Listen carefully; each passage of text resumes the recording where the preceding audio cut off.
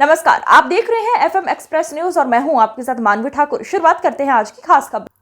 नागमंगला में पीडीएनए भ्रष्टाचार विरोधी संगठन की पहली वर्षगांठ 23/6/2024 को मांड्या जिले के नागमंगला में आयोजित पीडीएनए एंटी करप्शन एजेंसी यानी आरआई की पहली वर्षगांठ कार्यक्रम का उद्घाटन कृषि मंत्री मांड्या जिला प्रभारी मंत्री चेलुवरिया स्वामी ने ज्योत जलाकर किया।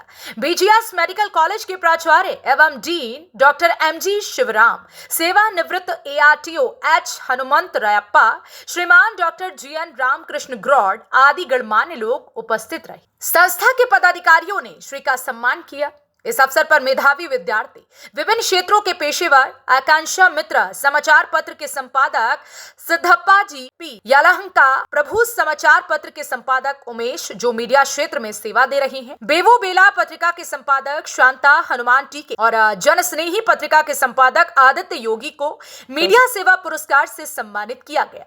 कार्यक्रम के दौरान अध्यक्ष नदीम पाशा, उपाध्यक्ष अयूब खान समेत अन्य पदाधिकारी मौजूद रहे। ಸರಿ ಇಲ್ಲ ಅಂತ ಯೋಚನೆ ಮಾಡಿದ್ರೆ ಒಂದು ಹಂತ ತಪ್ಪದೆ ಇದು ನಿಲ್ಲಿಸಬೇಕು ಅಂತ ನೀವು ಆಲೋಚನೆ ಮಾಡಿದ್ರೆ ಇದು ಎರಡನೇ ಹಂತ. ಆಮೇಲೆ ನೀವು ಅದರ ಕ್ರಮ ಅಥವಾ ನಿಲ್ಲಿಸೋದು ಸರಿ ಇಲ್ಲ. ಬಹಳಷ್ಟು ವ್ಯವಸ್ಥೆ ಕೆಟ್ಟಿದೆ ಅಂತ ಒಂದು ವ್ಯವಸ್ಥೆ ಸಂದರ್ಭದಲ್ಲಿ ನಮ್ಮ ಈ ಸಂಸ್ಥೆಯು ಆಂಟಿ ಕರಪ್ಷನ್ ಆರ್ಗನೈಸೇಷನ್ ಅಂತ ಹೇಳಿ ರಿಜಿಸ್ಟರ್ ಮಾಡಿಕೊಂಡು ಇದರಲ್ಲಿ ಬಹುತೇಕ ಎಲ್ಲ ಥರದ ಚಟುವಟಿಕೆ, ಈಗ ಕೋವಿಡ್ ಟೈಮಿನಲ್ಲಿ ಸಾಕಷ್ಟು ನಮ್ಮ ಡಾಕ್ಟರ್ ಹೇಳಿದ ಹಾಗೆ ಕೈ ಜೋಡಿಸಿ BGS ಡಾಕ್ಟರ್ಗಳ ಜೊತೆ ಒಂದು ಫ್ಯಾಕಲ್ಟಿ ಜೊತೆ ಕೆಲಸ ಮಾಡಿದ್ದಾರೆ. ಅದ್ರ ಜೊತೆಗೆ ಅನೇಕ 11 ಇಲಾಖೆಗಳಿವೆ. ಕಾರ್ಮಿಕ ಕೊಡ್ತಕ್ಕಂಥದ್ದು, ಮಾನವೀಯ ದೃಷ್ಟಿಯಿಂದ ದಾರಿಯಲ್ಲಿ ಆಹಾರಕ್ಕೆ ಪರಿತಪಿಸುತ್ತಿದ್ದಂತೆ ನಿರುದ್ಯೋಗಿ ಮತ್ತು ಬಡಜನರಿಗೆ ಆಹಾರ ಕೊಡೋದು, ಕರೋನಾ ಮಾಡಿದ್ದು, ಉಚಿತ ಟೈಲರಿಂಗ್ ತರಬೇತಿ ಕೊಡ್ತಕ್ಕಂಥದ್ದು, BGS ಸಂಸ್ಥೆ ಕಾರ್ಯದರ್ಶಿಗಳು ಕನ್ನಡ ರಾಜ್ಯೋತ್ಸವ ಪ್ರಶಸ್ತಿ ಅವರಿಗೆ ಸನ್ಮಾನ, ಈ ಥರದ್ದು ಅನೇಕ ಚಟುವಟಿಕೆಗಳನ್ನು ಸಹ ಈ ಸಂಸ್ಥೆ ಇಟ್ಕೊಂಡಿದೆ. ಇದು ಬಹಳ ಒಳ್ಳೆಯ ಕೆಲಸವನ್ನು ಈ ಸಂಸ್ಥೆ ಮಾಡಿದೆ. ಇವರು ಬಹಳ ದಿವಸದಿಂದ ನಮ್ಮ ನಿರ್ಮಲಾ ಸ್ವಾಮೀಜಿಯವ್ರನ್ನ ಮತ್ತು ನಮ್ಮ ಸ್ಪೀಕರ್ ಖಾದರ್ ಅವ್ರನ್ನ ಕರೆದು ಮಾಡಬೇಕು ಈ ಸಂಸ್ಥೆ ಕೆಲಸವನ್ನ ಅಂತ ಹೇಳಿ ನಮ್ಮ ಐದು ಬಹಳ ಪ್ರಯತ್ನ ಮಾಡಿದ್ರು.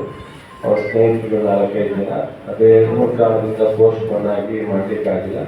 ನಾನು ಇವತ್ತು ಅವರ ಉತ್ಸಾಹ ಮತ್ತು ಅವರ ಪ್ರಯತ್ನ ನೋಡಿ ಅದೇನೇ ಕಷ್ಟ ಆದರೂ ಪರವಾಗಿಲ್ಲ ಮಾಡಪ್ಪ ಅಂತ ಹೇಳಿದೆ. ಬಟ್ ಇವತ್ತು ನನಗೂ ತೊಂದರೆ ಆಯಿತು. ಆದರೆ ನಾನೇ ದಿನಾಂಕ ಕೊಟ್ಟು ತಪ್ಪಿಸ್ಕೊಳ್ಳೋ ಸರಿ ಇಲ್ವಲ್ಲ ಅಂತ ಹೇಳಿದ್ದಾನೆ.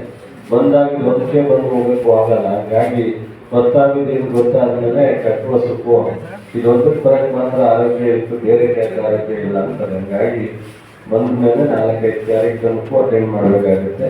ಅದರಿಂದ